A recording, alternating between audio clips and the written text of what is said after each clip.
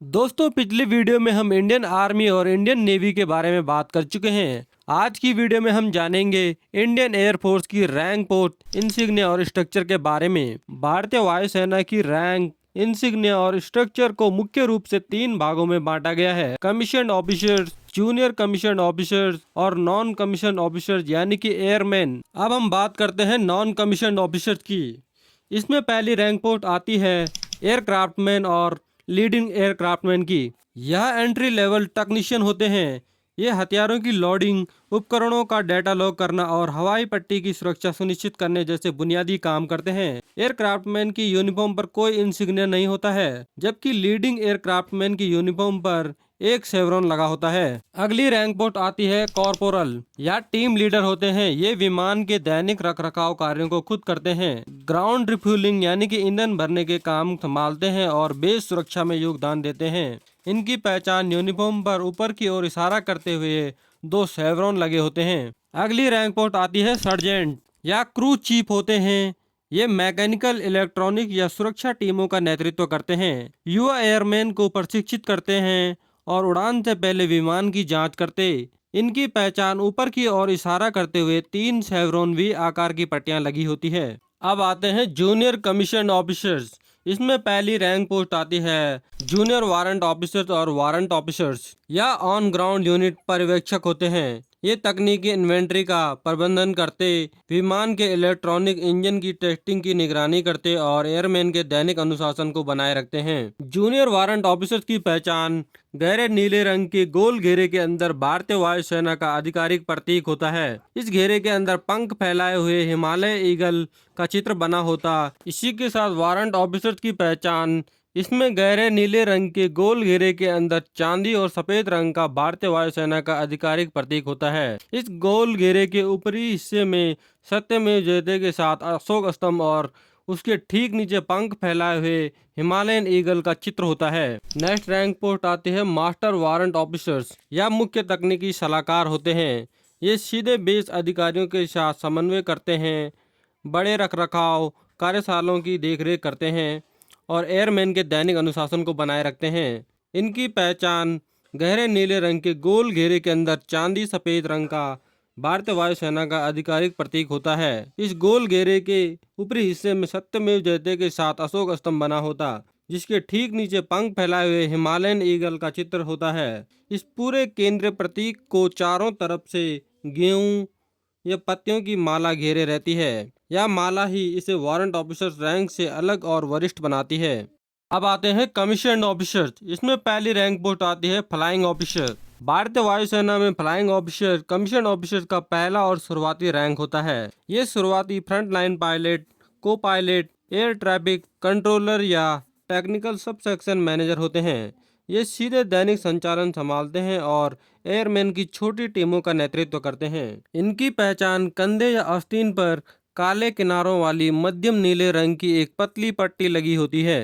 अगली rank post आती है फ्लाइट लेफ्टिनेंट। ये पूरी तरह से अनुभवी और स्वतंत्र रूप से लड़ाकू विमान उड़ाने वाले पायलट होते हैं। ये विमानों के रखरखाव और तकनीकी हैंगर संचालन की निगरानी भी करते हैं। इनका प्रमोशन 2 साल की सेवा के बाद होता है। इनकी पहचान मध्य नीले रंग की 2 पतली पट्टियां यूनिफॉर्म पर लगी होती है। इसके बाद आता है स्क्वाड्रन लीडर। ये एक फ्लाइट के कमांडर होते हैं।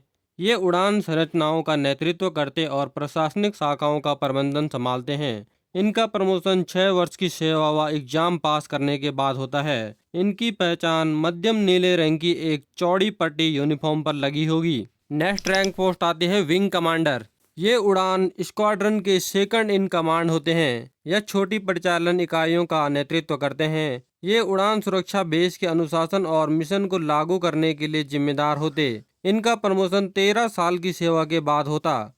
इनकी पहचान एक चौड़ी और एक पतली पट्टी से होती है। नेक्स्ट रैंक पोस्ट आती है ग्रुप कैप्टन।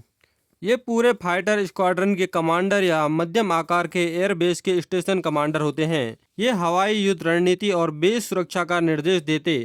इनकी पहचान 4 पतली पट्टियों से होती है। नेक्स्ट रैंक पोस्ट आती है एयर कमोडोर। यह पहला 1 स्टार रैंक ऑफिसर है। ये बड़े और महत्वपूर्ण वायुसेना स्टेशनों के कमांडर होते।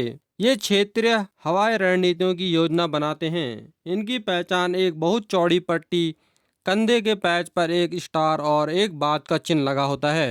एयर कमांडोर एक 1 स्टार रैंक अधिकारी होते हैं। जब वे अपने आधिकारिक गाड़ी से यात्रा करते हैं तो उनकी गाड़ी की पहचान एक white star, sky blue plate और गाड़ी के बोनट पर 2 पूंछ वाला त्रिकोण फ्लैग लगा होता है। नेक्स्ट रैंक पोस्ट आती है एयर वाइस मार्शल या 2 स्टार अधिकारी होते हैं। ये वायुसेना मुख्यालयों में सहायक वायुसेना प्रमुख यानी कि assistant chief of air staff के रूप में कार्य करते।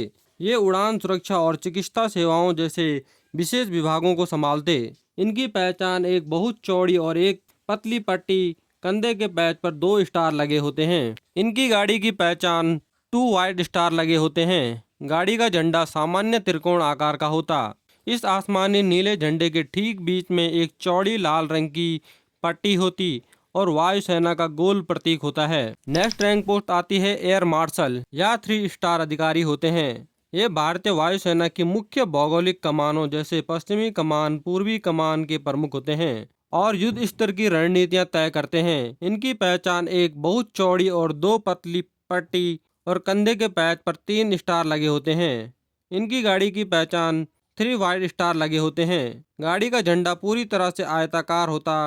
इस नीले झंडे के बीच में 2 पतली लाल रंग की पट्टियां पैरेलल गुजरती है।